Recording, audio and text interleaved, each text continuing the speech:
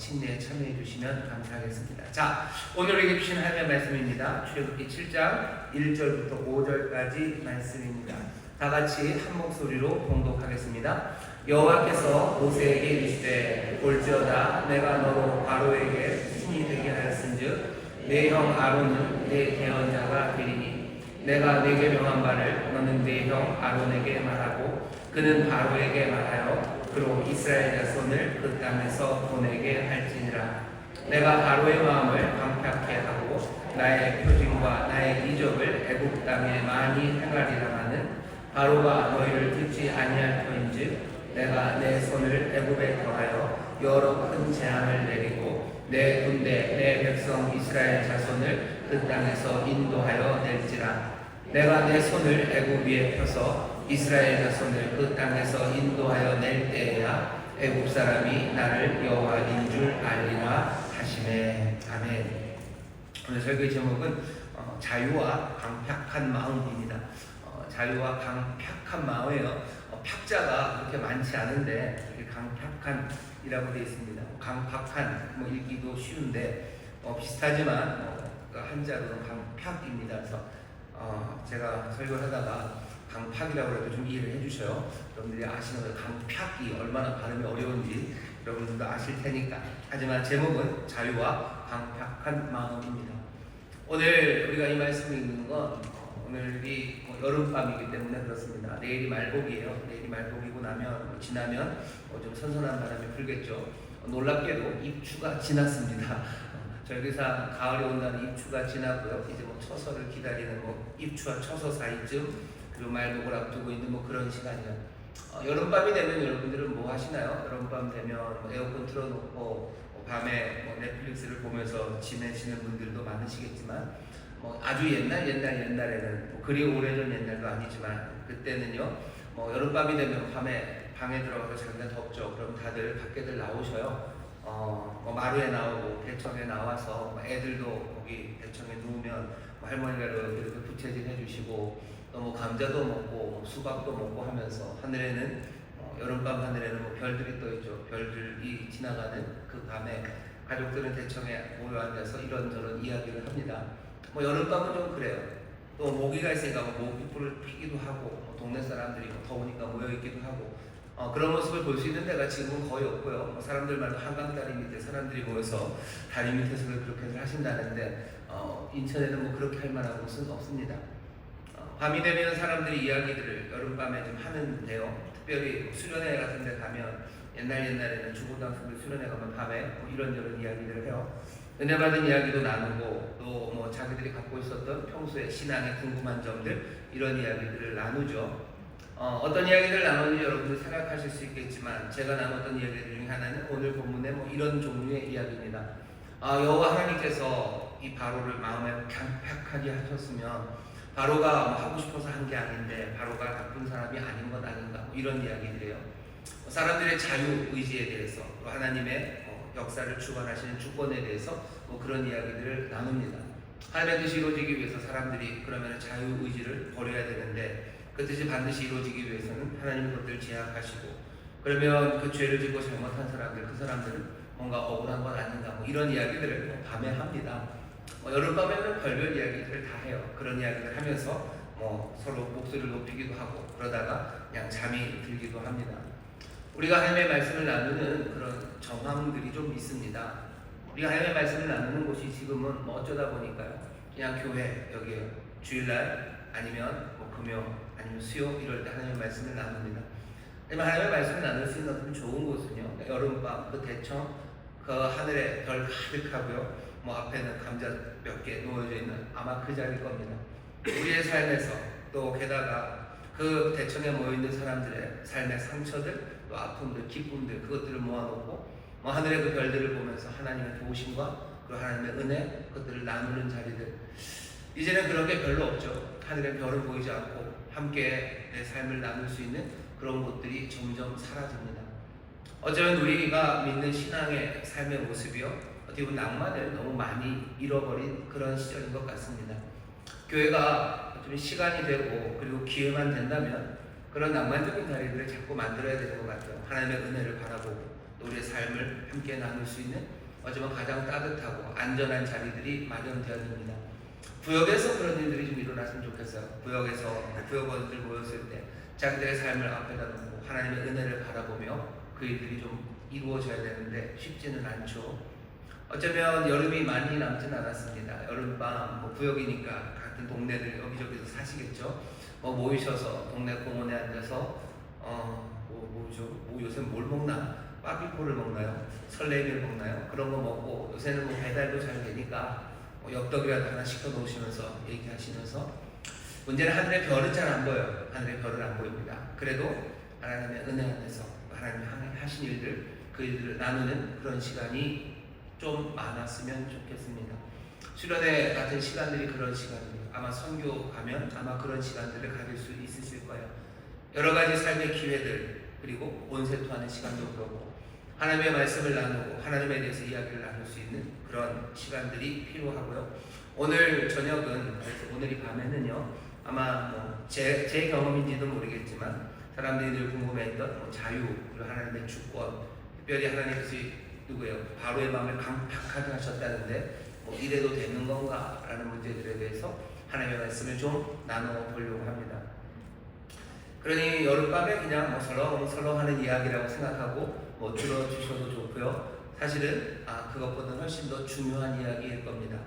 오늘 말씀을 들으시면서 우리가 가졌던 오랜 수수께끼에 완전한 답을 찾으시면 좋겠지만 그렇게 한 번에 완벽한 답을 찾기는 어려울 겁니다.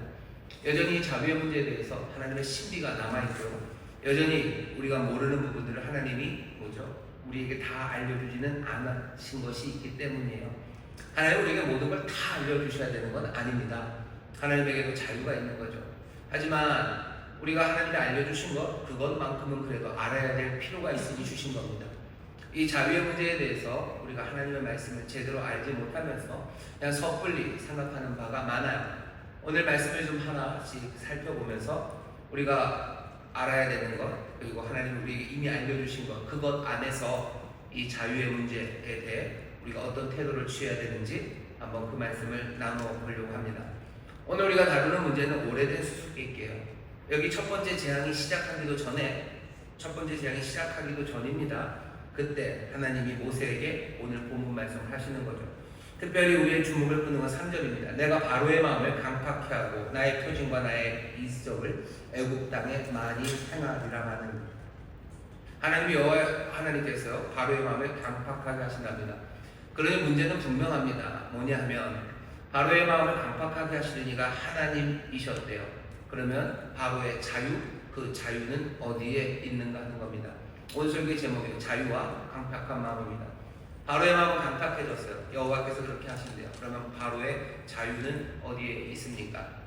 애굽의 이 바로 왕에게 정말로 진정한 선택권이 있었다면 아니면 없었다면 둘 중에 하나라고 생각합니다. 그가 진정한 선택권이 있었다면 어떻게 되는 거예요? 그의 마음을 강팍하게 된 책임은 바로 자신에게 있을 겁니다. 하지만 그가 선택한 것이 아니라면 다시 말해서 하나님께서 그 마음을 통제하고 그의 반응을 결정한 거라면 어떻게 바로가 유죄라고 말할 수 있겠느냐 하는 겁니다. 왜 바로가 잘못한 겁니까? 그런 일로 바로가 처벌받아야 합니까? 라는 문제입니다. 하나님이 도대체 그렇게 일을 해놓으시고 어떤 권리로 하나님이 바로를 처벌하시냐고 사람들은 그렇게 생각 하나님이시니까 해도 된다고 얘기하는데 그건 막다른 골목에서 할 말이 없으면 그렇게 할 수밖에 없겠지만 우리에게 그렇게 궁한 답으로 몰아가시지는 않으셔요. 그거보다는 훨씬 더 많은 답을 주셨습니다. 세상을 심판하시는 이가 공정하게 판단해야 되는 것 아니냐고 아브라함이 하나님께 감히 도발할 때 하나님 거기에 대해서 네가 뭐냐고 따져 묻지 않으셨어요. 아브라함 당시에 많은 신들은요 신 마음대로죠. 신이 알아서 하는 거예요. 신이 정하면 오는 거고 신이 이렇다면 이런 거지. 인간들이 뭘 잔소리를 합니까? 라는 게 태도였어요. 하나님이 소돔과 고모라를 심판하러 가실 때 아브라함이 그 여호와 하나님을 가로막으면서 했던 말입니다. 세상을 심판하시는 분께서는 공평하게 공정하게 판단해야 되는 거 아닙니까? 소돔에 50 있으면 멸하면 안 되는 거 아닙니까? 하고 따져 묻기 시작한 그 질문입니다. 결국은 하나님이 심판하시기 위해서 살펴보셨을 때 소돔 그곳에는 의인 5, 10명 없었습니다. 그러니 하나님의 심판이 잘못된 것은 아닙니다. 하지만 더 중요한 건 아브라함의 질문이에요. 세상을 심판하시는 이가 공정하지 아니하시면 어떻게 하겠냐는 거예요. 하나님 세상 공평하게 심판하셔. 우리의 질문, 바로가 정말로 어쩔 수 없이 행한 일, 자기의 뜻이 아니라 하나님이 그렇게 해서 그렇게 했는데 하나님이 그를 처벌하는 것, 그건 부당한 것 아닙니까? 라는 질문에 하나님은 부당하다고 말씀하실 겁니다. 바로가 아무 잘못도 없고 하나님이 완전히 꼭두각시처럼 만들어 놓고 그 마음을 강팍하게 해서 그렇게 나쁜 결정, 죄를 짓게 했어요. 그럼 그 바로를 처벌하는 것, 그건 세상을 심판하시니까 공정하게 행하신 겁니까? 예, 부당합니다. 그러면 하나님이 바로를 야단치시고 그런 거 잘못된 것 아닙니까? 아니요, 전제가 틀렸어요. 전제는 뭐냐면 바로가 어쩔 수 없이 그 일을 하나님의 마음을 강팍하게 했기 때문에 그렇게 했다는 전제가 틀렸습니다. 아니, 여기 오늘 본문의 7장 3절을 보면 그렇게 얘기하지 않으셨습니까? 우리가 출애굽기를 잘 읽어보면요, 이 하나님의 말씀 안에, 이 성경 이야기 안에 우리가 지금 물어보는 이 질문에 대한 대답의 윤곽이 들어 있습니다. 그냥 더 간단하게 말씀드리면요, 애굽의 재앙이 10가지가 내리는데 앞에 5가지 재앙이 나올 때까지는 뭐라고 되어 있냐면요, 바로가 자기의 마음을 강팍하게 합니다. 자기가 고집을 부리는 거예요. 그냥 자기가 싫은 거예요. 자기가 손해보는 것 같고 자기 자존심 상하는 것 같고 자기가 싫어서 보내지 않습니다. 그게 앞에 재앙 5번이에요. 앞에 재앙 5번, 그 앞에 엑스트라로 뱀을 만드는 그 일까지 합쳐서요, 7장 13절에 보면 바로의 마음이 강팍하여 그들을 듣지 아니하니 여호와의 말씀과 같더라. 바로의 마음이 강팍하고요, 바로가 강팍하게 마음을 먹은 겁니다. 첫 번째 재앙이라고 말할 수 있는 강물이 피가 되는 재앙이 있고 나서 7장 22절에도 보면 바로의 마음이 강팍하여 그들을 듣지 아니하니 여호와의 말씀과 같더라. 두 번째 재앙이 뭐죠? 개구리입니다. 8장 15절 보면 그 마음을 완강하게 하여 그들을 듣지 아니하였으니 여호와의 말씀과 같더라. 여호와의 말씀은 무엇이 뭐예요? 여호와의 말씀과 같아요. 바로가 자기의 마음을 완강하게 합니다. 자기가 고집을 부려요. 자기가 강팍하게 합니다. 8장 19절에 보면 넘버 3죠. 세 번째 재앙 후에도 바로의 마음이 강팍하게 되어 그들을 듣지 아니하였으니 여호와의 말씀과 같더라. 네 번째 재앙, 파리 재앙이 있고도 8장 32절입니다. 그러나 바로가 이때에도 마음을 완강케 하며 백성을 보내지 아니하였더라. 다섯 번째 재앙에 악질이 왔을 때도 9장 7절, 그러나 바로의 마음이 완강하여 백성을 보내지 아니하니라. 앞에 5번의 재앙까지는 다 바로가 마음을 완강하게 만들었어요. 그게 우리가 알고 있는 팩트입니다. 하나님의 말씀을 좀 잘 읽어가야 돼요. 여호와께서 바로의 마음을 완강하게 강팍하게 하셨다고 했어요. 내가 그렇게 할 거라고 하셔요. 그러니 바로는 지 마음이 아니라 그냥 완강해진 그 마음으로 할 거다라고 분명히 말씀하셨죠. 하지만 진행되는 사건들을 보면요, 첫 번째, 5번째 재앙까지는 바로가 자기의 마음을 완강하게 합니다. 6번째 재앙은 종기의 재앙이에요. 종기가 내릴 때 9장 12절 보면 그러나 여호와께서 바로의 마음을 강팍하게 하셨으므로, 여기서부터 얘기가 달라져요. 여호와께서 바로의 마음을 강팍하게 하셨으므로 그들을 듣지 아니하였으니 여호와께서 모세에게 말씀하신 것 같더라. 7번째 재앙입니다. 우박의 재앙이 내렸을 때 10장 1절입니다. 내가 그의 마음과 신하들의 마음을 완강케 함은 나의 표징을 그들 중에 보이기 위함이며. 10장 1절 보면 여호와께서 바로와 그 신하들의 마음을 강팍하게 하셨대요. 그 다음에 8번째 메뚜기 재앙에서도 10장 20절 보면 여호와께서 바로의 마음을 강팍하게 하셨어요. 흑암의 재앙이 내린 그 후 10장 27절에도 여호와께서 바로의 마음을 강팍하게 하셨어요. 장자의 죽음을 예고했을 때도 받아들이지 않습니다. 그때 11장 10절입니다. 여호와께서 바로의 마음을 강팍하게 하였으므로.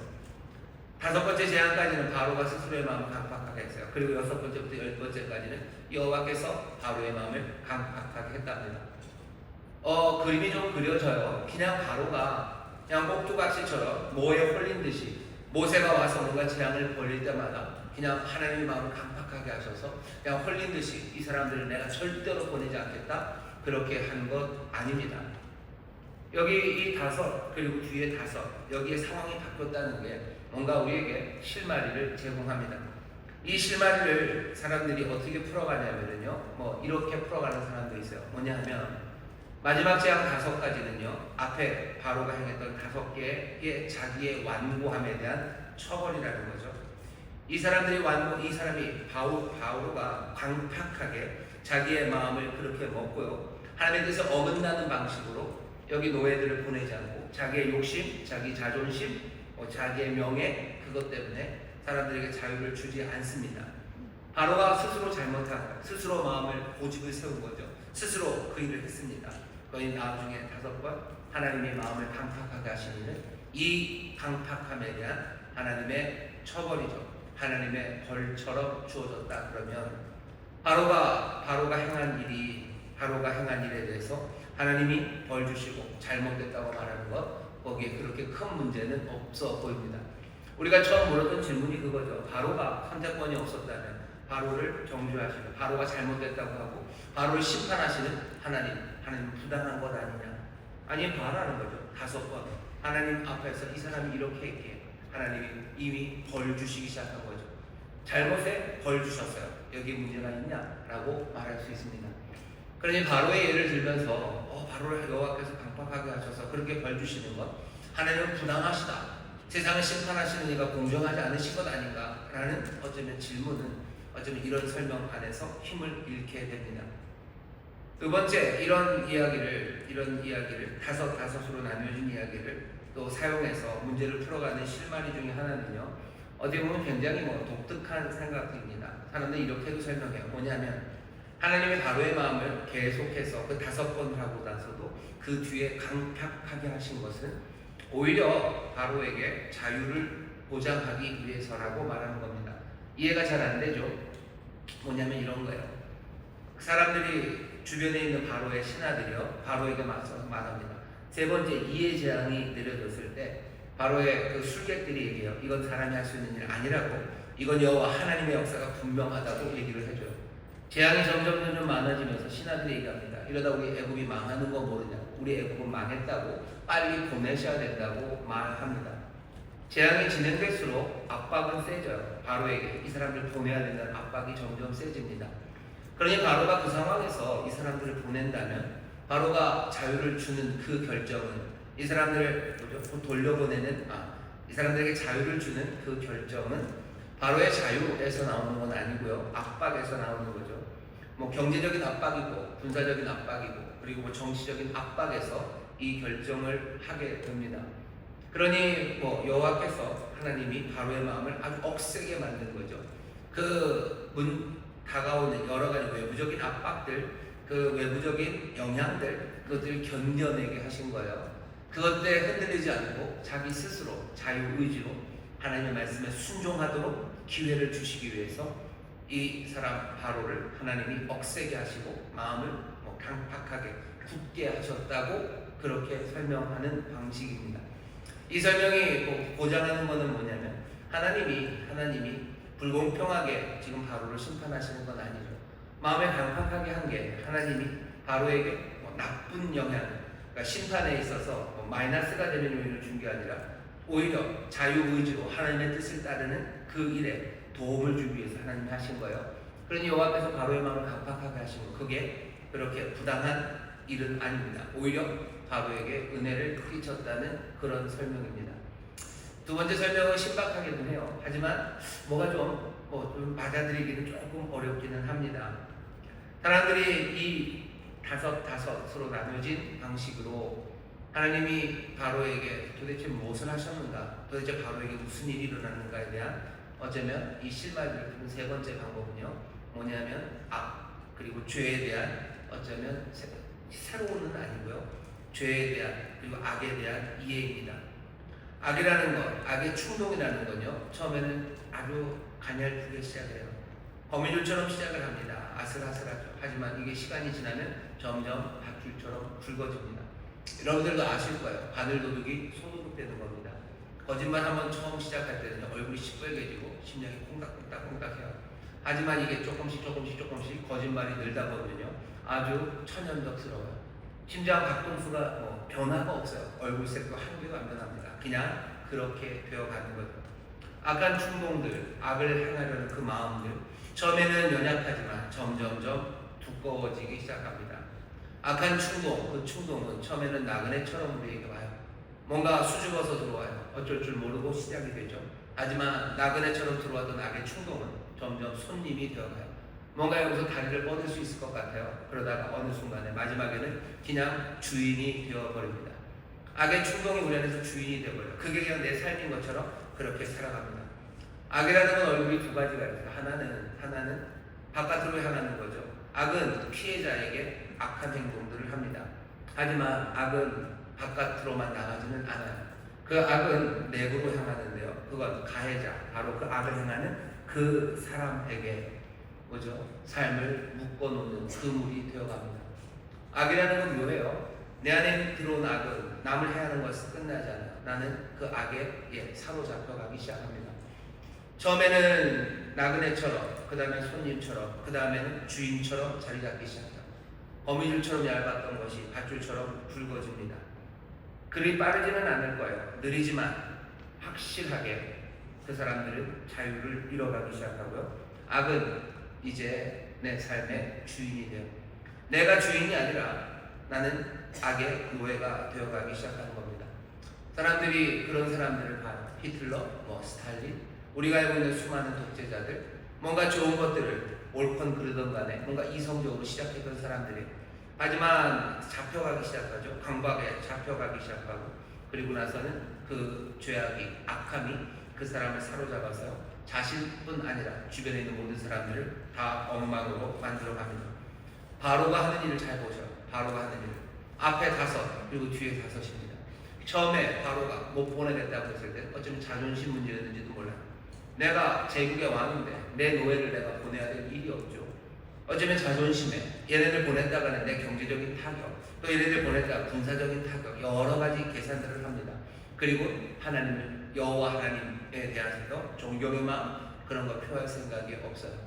처음에는 자기가 그렇게 판단을 해서 그렇게 합니다. 하지만 점점 시간이 지나가면서 그 다음부터는 마음이 강팍해지기 시작합니다. 그때는 내가 내 판단이 아니에요. 그때는 내 판단이 아닙니다. 죄가, 악이 판단하고 나는 거기에 끌려가기 시작할 뿐입니다. 마음은 강팍해졌어요. 그 자유를 잃어버리는 겁니다. 세상이 자유를 말하는 방식들, 철학이나 아니면 다른 곳에서 자유를 말하는 방식들은 항상 이런 식이에요. 뭐냐면 우리는 둘 중에 하나라는 거죠. 우리는 항상 자유롭거나 아니면 결코 자유롭지 않거나요. 어떤 사람들은 우리가 항상 자유롭다고 말하는 철학자들이 있어요. 또 어떤 사람들은 우리는 항상 자유롭지 못하다고 말하는 철학자들이나 아니면 그런 생각을 전하는 사람들이 있습니다. 요새는 누가 더 많은가 하면요, 우리의 생각은 자유롭지 못하다고 말하는 사람들이 훨씬 더 많습니다. 사회적으로, 그리고 경제적으로, 그리고 또는 어쩌면 유전적인 결정론으로, 역사, 그리고 역사의 필연성, 그런 것들을 믿는 사람들이요. 내가 그렇게 살아가는 건 내 유전자 때문이죠. 유전자가 필연적으로. 경제적인 조건들이 하부 구조가 상부 구조를 제약합니다. 노동자는 항상 노동자처럼 판단하게 되고, 그리고 또 자본가는 자본가처럼 판단하게 돼요. 역사는 필연적으로 더 달려가게 돼요. 이런 사회에서는 그런 결과밖에 나올 수 없어요. 사람들은 역사의 필연성을 더 많으니, 그러니 자유는 없다고 말하는 사람들은 그렇게 둘 중에 하나예요. 항상 자유롭거나 아니면 결코 자유롭지 않다고 생각합니다. 하지만 이건 자유에 대한 제대로 된 생각의 틀은 아닙니다. 제대로 됐는지 안 됐는지는 나중에 판단해야 되겠지만 일단 드러나 있는 건 굉장히 빈약하고요. 어쩌면 굉장히 조잡해 보입니다. 우리가 항상 자유롭거나 아니면 항상 자유롭지 않거나 그런 건 아닙니다. 자유가 아니면 도다, 그런 믿음은요 너무 단순합니다. 우리가 항상 자유를 누리거나 아니면 전혀 자유를 누리지 못하거나 그런 것들은, 그런 생각은요, 자유가 어쩌면 정도가 있다는 거죠. 자유에도 스케일이 있고요, 과정이 있고요, 그리고 뭔가 연속적이라는 사실, 그 사실을 배제하는 거예요.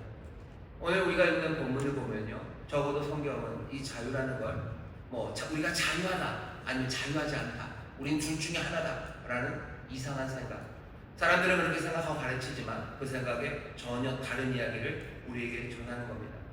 지금 말하는 바는 뭐죠? 자유는 얻을 수도 있어요. 그리고 잃어버릴 수도 있습니다.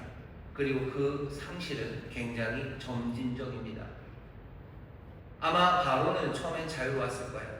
하지만 점점점 그 자유를 잃어갑니다. 세상은 그런 식으로 말하지 않아요. 세상은 우리는 자유롭거나 아니면 자유롭지 않대요. 그런데 오늘 말씀은 그렇지는 않죠. 우리는 자유를 얻을 수도 있어요. 잃어버릴 수도 있어요. 그리고 그 상실은 점진적입니다. 우리가 의지가 있다 없다? 아니요. 의지를 지속적으로 사용하면 계속해서 그 의지가 살아날 겁니다. 하지만 그 의지를 지속적으로 사용하지 않으면 그것은 점점점 위축되고 죽어가기 시작할 겁니다. 그런 자유를 사용하지 못하고 점점 그 자유가 죽어가기 시작할 때 우리는 뭔가 삶의 주인이 아니라 객체가 되어가기 시작하는 거죠. 그냥 욕망에 따라서, 강박에 따라서, 유행의 흐름에 따라서 그냥 그것이 흘러가는 그 흐름, 그 강렬한 흐름에 그냥 우리는 무기력하게 딸려가기 시작하는 겁니다. 그때부터 자유를 잃어버리는 거예요. 욕망에 따라 살아가는 거고, 세상의 흐름에 따라 살아가는 거고, 그리고 내 강박에 따라서 흘러가며 살아가게 됩니다. 오늘 우리가 읽은 이 출애굽기 말씀을 보면 그것과는 전혀 다른 이야기를 우리에게 전해줘요. 이거와 이건 아닙니다. 우리의 자유라는 건 움직여가고 있어요. 어떤 사람들은 더 자유로워요. 그리고 어떤 사람은 덜 자유롭습니다. 어떤 사람은 그 자유를 통해 그 자유로 정말로 세상의 환경과 그 세상이 말하는 것, 그것과 다른 것들을 판단하고 살아갑니다. 어떤 사람들은 그 자유를 잃어버려서요. 그냥 세상이 정하는 대로, 세상이 말하는 대로 그것대로 살아가요.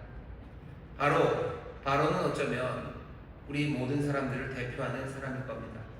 고대 세계에서 가장 강력했던 사람이요, 가장 강력했던 통치자였던 이 사람은 자기가 모든 것들을 다스리고 자기가 자유한 주인이라고 생각했지만 사실은 아닙니다. 이 사람은 노예로 살아갔던 사람입니다. 마음의 강팍함으로 살아간 거예요. 죄라는 것에 묶여서요. 그냥 거기에 묶여 살아가기 시작하는 겁니다. 우리가 자유한가? 라고 사람들이 물어요. 우리가 자유한가? 우리는 자유한가? 아니면 우리에게 자유가 없는가? 뭔가 철학적으로 둘 중에 하나, 그 하나를 따져서 우리가 하나님의 뜻에 합당한가 안 합당한가에 대한 책임을 지내 안 지내 그것을 따라야 되는 것으로 이야기하지 않습니다. 사람들은 그렇게 얘기하죠. 꽤나 많은 것들이 우리에게 영향을 끼친다고. 맞습니다. 우리에게 영향을 끼치는 게 참 많아요. 유전자가 우리에게 영향을 끼칩니까? 유전자가 우리에게 영향을 끼칩니다. 어떻게 끼쳐요? 건강한 유전자들이 좀 있어요. 누군가는 좀 더 건강합니다. 그리고 누군가는 좀 더 약해요. 그 여러 가지 것들이 결정되는 건 유전자가 어느 정도 역할을 합니다. 건강한 유전자를 가지고 태어난 사람들은 웬만큼 먹어도 아프지도 않아요. 그냥 흙을 집어 먹어도 안 아프고요. 땅끄지처럼 먹어도 괜찮아요. 어떤 유전자를 가진 사람들은 뭔가 좀 연약한 유전자죠. 그러니 면역력 굉장히 약하고요. 뭔가 균이나 이런 것들에 굉장히 취약한 사람들이 있습니다. 그럼 그렇게 건강한 사람과 취약한 사람이 살아가는 방식이 좀 달라질 수밖에 없죠. 아무래도 건강한 사람들은 험한 일, 그리고 어려운 일, 그리고 조금 굳은 자리, 그 자리에 가는 게 두렵지 않아요. 하지만 조금만 힘들어도 그냥 금방 아픈 사람들, 연약한 사람들을 돕고 그리고 병든 사람들 가까이 가는 게 아무래도 꺼려집니다. 그 차이는 얼마나 심합니까? 이게 굉장히 심할 겁니다. 유전자가 우리에게 영향을 끼쳐요. 부모님이 영향을 끼칩니까? 부모님이 영향을 끼치죠. 정말로 좋은 부모님 아래서 태어난 아이들이요, 정말로 좋은 인격을 가지고 또 그렇게 밝게 살아가는 그 경우 많습니다. 부모님이 정말로 안타깝지만 인격적이지 못하고 폭력적이고 서로 부모가 서로를 신뢰하지 못하고 그런 부모가 자녀에게 미치는 영향이 얼마나 큰지 몰라요. 사람을 향한 신뢰, 그것들이 무너져 버리는 거죠. 사람들을 믿지 못하는 자녀로 자라가게 되고 그런 큰 영향이 끼쳐집니다. 어린 시절의 경험 우리에게 영향을 끼칩니다. 어려서 학대받았던 사람들의 경험이 그 사람에게 어떤 영향을 끼치는지 우리가 알아요. 어려서 정말로 사랑 많이 받고 그리고 신뢰를 받았던 그런 삶이 어떻게 그 사람에게 영향을 끼치는지 우리가 압니다. 인종, 그것은 영향을 끼칩니까? 인종은 그냥 유전적인 영향뿐만 아니라 사회적인 영향을 끼치죠. 대한민국에서 소위 말하는 다문화 가족으로 태어났어요. 여기 다른 인종이라고 말하기는 어렵지만 그 삶이 그냥 영향을 끼칩니까? 영향을 끼칩니다. 이데올로기 영향을 끼칩니까? 이데올로기 영향을 끼칩니다. 그냥 공산 사상, 소위 말하는 좌파 진보 사상, 아니면 보수 사상, 그 사상에 노출되고 거기서 살았던 사람들의 삶의 태도와 삶의 방식이 똑같습니까? 아니요, 꽤나 많은 영향을 받습니다. 문화의 영향, 계급의 영향, 환경의 영향, 모든 우리를 둘러싼 것들에서 우리가 영향을 받고요. 그것들은 영향을 끼쳐요. 하지만 영향력이라는 것이 우리의 삶을 통제는 아닙니다. 원인이라는 건 우리를 강요하는 것은 아니에요. 세상에 코즈라는 것들이 있죠. 원인이 있어요. 비코즈라는 것들이 있어요. 하지만 그것이 우리의 삶을 강요하지는 않습니다. 사람들은 그런 거라고 자꾸 얘기를 해요. 자꾸 얘기를 하죠. 하지만 하나님의 말씀은 그렇게 가르치지는 않아요. 빼앗길 수 없는 자유가 우리에게 있습니다. 어떻게 대응할지 결정할 수 있는 자유가 있어요. 아우슈비츠라는 곳 아시죠? 히틀러가 만든 아우슈비츠에서 사람들이 정말로 비인간적인 대우를 받아요. 죽음을 앞둔 사람들. 아우슈비츠 수용소에 있는 사람들이 유대인들이 수십만, 수천이 잡혀 있는데요. 죽음을 앞둔 그 사람들이 몽땅 성자처럼 살진 않아요. 사람들이 죽음을 앞두고 처절하게 비열해지고요. 처절하게 그리고 폭력적이 되어가고요. 사람들이 처절하게 절망 안에서 말도 안 되는 악과 그리고 악다구니가 아우슈비츠에 있습니다. 그런 환경은 영향을 끼쳐요. 반드시 영향을 끼칩니다. 하지만 그 원인이 강요되는 건 아니에요. 강력한 힘이죠. 하지만 여전히 그 아우슈비츠에서도요. 마지막 남은 빵원 덩어리를 들고 사람들에게 나눠주는 사람들이 있어요. 그 어려운 상황에서도 막사사이를 돌면서 사람들을 위로하고 밝은 웃음으로 서로를 격려하는 사람이 있어요. 많지는 않아요. 하지만 그런 사람들이 있습니다. 빅터 프랑클이라고 그 아우슈비츠에 있었던 그분이 쓴 죽음의 수용소라는 책을 보면 그런 이야기들이 있어요. 말도 안 되는 악함과 말도 안 되는 비열함이 아우슈비츠에 있습니다. 사람이라는 게 어떻게 될 수 있는지, 어떻게 그렇게 비열해질 수 있는지를 보여줘요. 하지만 거기에는 여전히 그 모든 영향들, 그 모든 강력한 것들을 깨뜨리는 자유함으로 어쩌면 정말로 아름답게 그 삶을 만들어가는 그 사람들이 있습니다. 하나님이 우리에게 자유를 주시기를 원하죠. 하나님은 우리가 자유로 살아가길 원하죠. 우리는 자유에 대한 믿음이 있는 사람들입니다. 예수 믿는 사람들은 그런 사람들이에요. 하나님의 자유에 대해서 우리는 믿습니다. 또 우리의 자유에 대해서 하나님이 믿으셔. 하나님 우리의 자유를 믿지 않았다면 우리를 부르시지 않을 거예요. 회개하라고 얘기하지도 않으셨을 거예요. 하나님 우리의 자유를 믿습니까? 믿으시니 회개하라고 말씀하시는 거예요.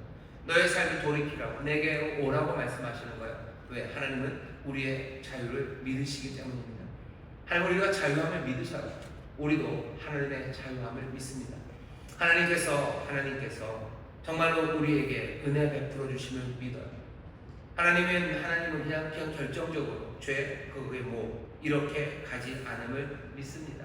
하나님의 자유하신 우리 믿기 때문에 우리는 소망을 두는 겁니다.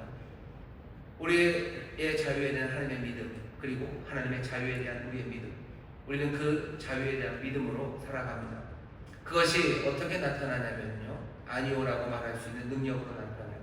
양심으로 본능을 이기는 능력이죠. 사람들은 그런 얘기를 합니다. 동성애 얘기들 많이 해요. 그건 그냥 그런 거다라고 얘기하는 거죠. 그건 그냥 결정적인 거고 영향력이고 그렇게 살아갈 수밖에 없다고 얘기합니다. 하지만 우리는 자유함입니다. 이 자유가 하나님의 뜻을 따라 살아갈 수 있는 자유입니다.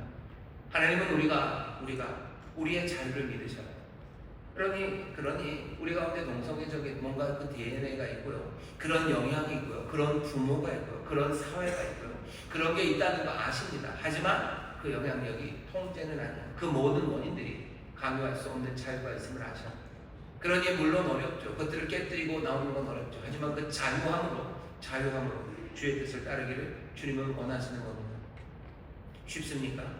전혀 쉽지 않습니다. 아니오라고 말할 수 있는 능력, 또 양심으로 본능을 정복하는 능력, 군중들 그리고 우상의 광기에 저항하는 능력, 그 능력이 자유인데 바울이 로마서에서 말하는 바는 뭐냐면요, 우리의 실패입니다.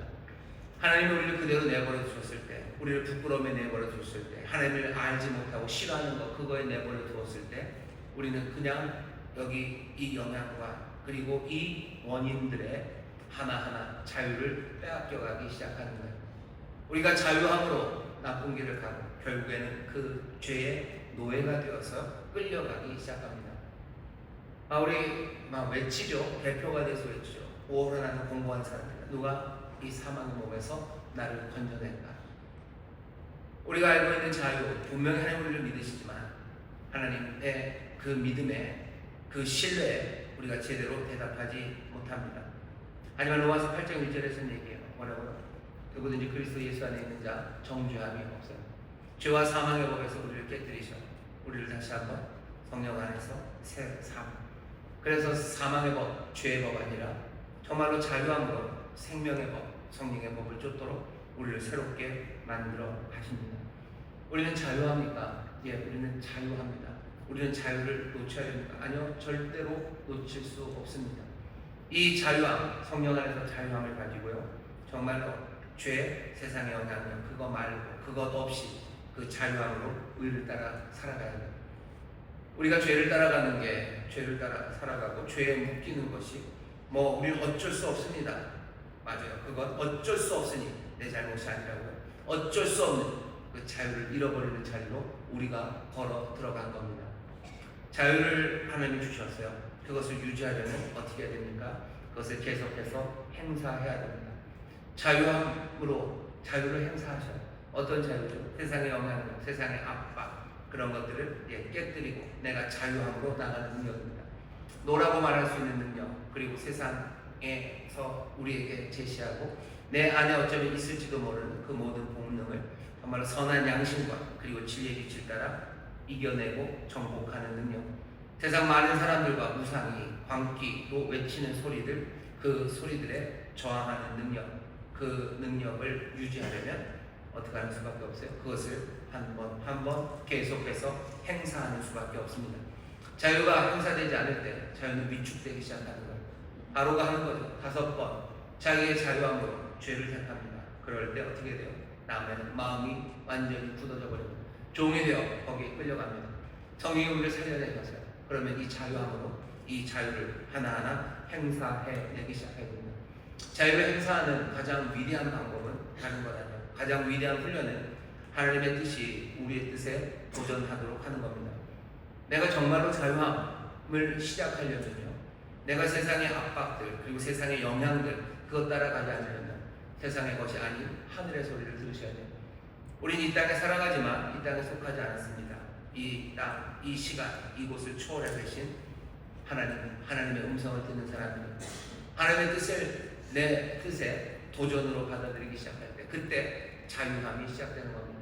그때 세상의 방식들, 세상의 영향들, 세상이 우리를 누르려는 그것들을 깨뜨리고 자유함을 하나하나 훈련해 나가기 시작하는 거예요. 그러면 우리는 점점 더 자유한 사람들이 되어갑니다. 내가 어찌 해야 자유를 회복할 수 있을까? 내가 어떻게 정말로 묶여있는 사람이 아니라 자유함으로 살아갈 수 있을까? 성령이 우리에게 임하셔서 주의 영이 계셔보세요. 내게 자유함을 주심에 대한 분명한 믿음이요. 내가 자유하다는 믿음 가지셔야 됩니다. 환경이 그러니 난 이렇게 살 수밖에 없어. 그건 전혀 성경적이잖아요. 우리에게 자유를 주셨어요. 우리에게 분명한 자유를 주셨습니다. 이 자유가 행사되기 위해서 하나님의 뜻에 따라 세상에 나는 가난한 이렇게 살 수밖에 없어. 그럼 난 어떻게 살아야 됩니까? 내 자유는 어떻게 발현돼야 됩니까? 하나님의 뜻이 내 뜻에 도전이 돼야 돼요.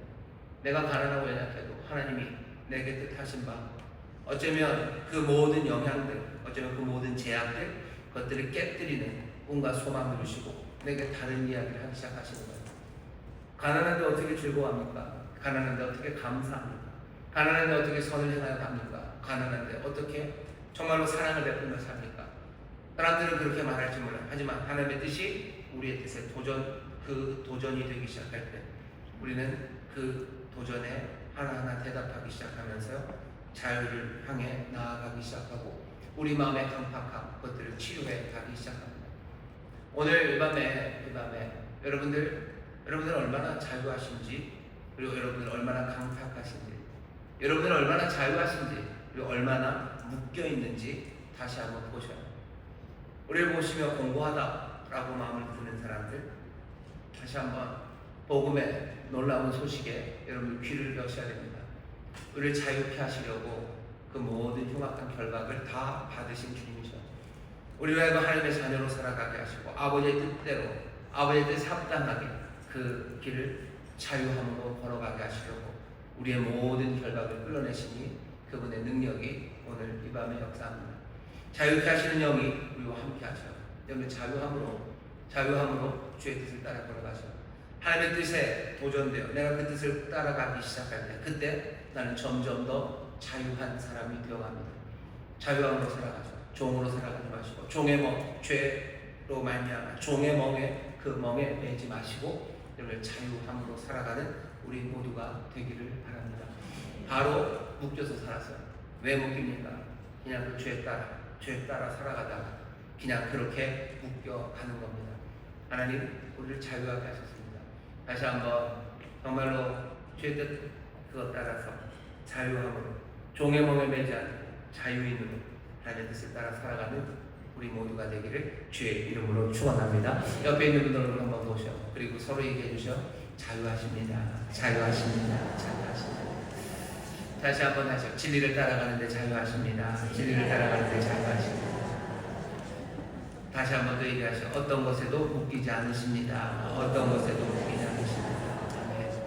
세상의 말들에 무슨 DNA에 아니면 뭐 세상의 문화에 어쩌면 내 어린 시절에 뭐 부모에 그런 거 묶이지 않아요.